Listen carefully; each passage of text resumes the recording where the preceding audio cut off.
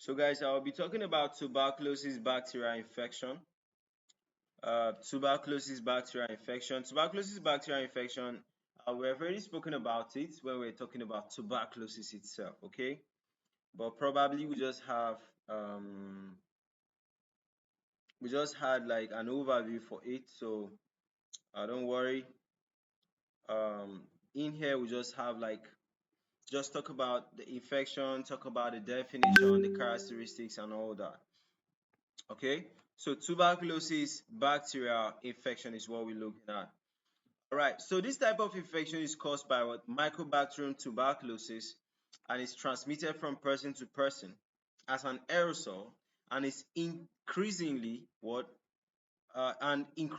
is a multi-drug resistant. Okay, so this type of what infection will always what resist drugs. Okay, so it will release all those antibiotics and all those drugs. So this infection represent only the presence of organisms, and in most cases does not cause clinical disease.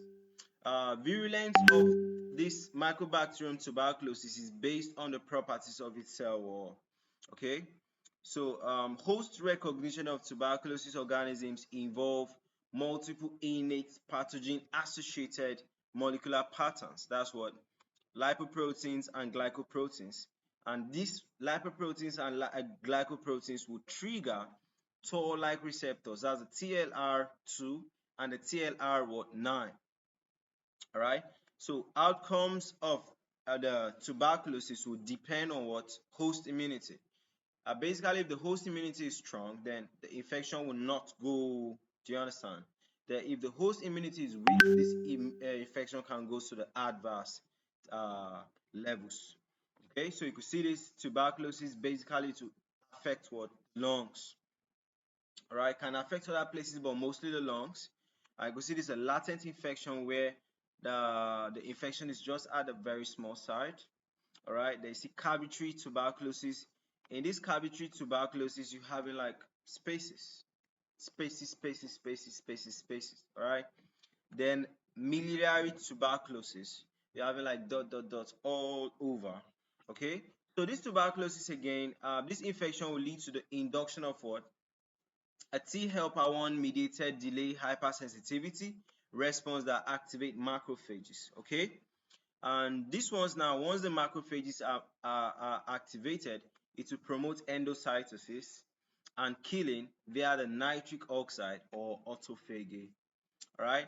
It also promotes cytocidal activity through tumor necrosis factor and defensins production. All right.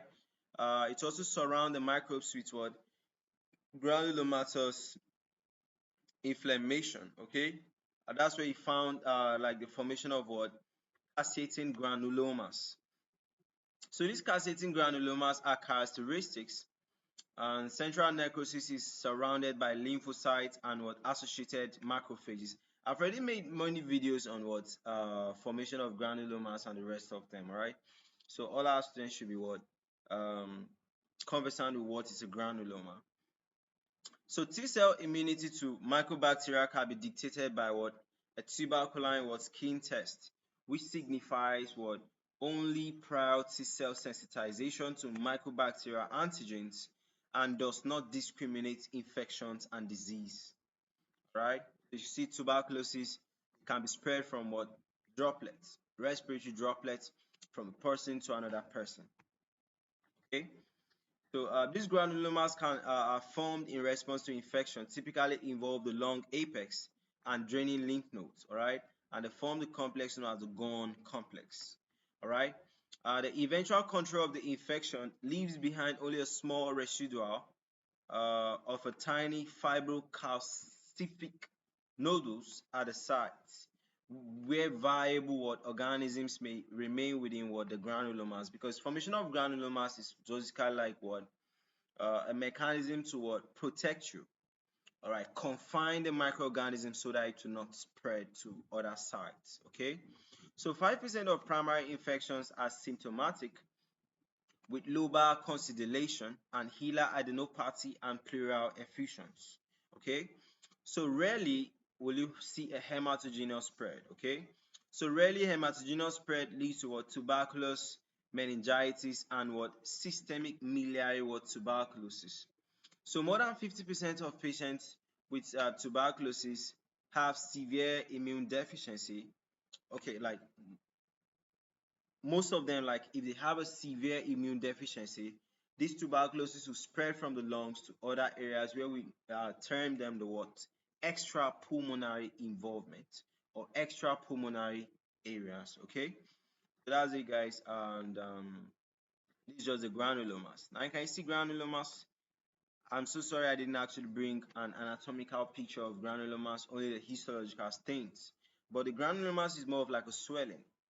The swelling has a heart center surrounded by lymphoids. That heart center, that means there are some trapped microorganisms there, all right, with the neutrophils coming in so that they can phagocytose those microorganisms, all right?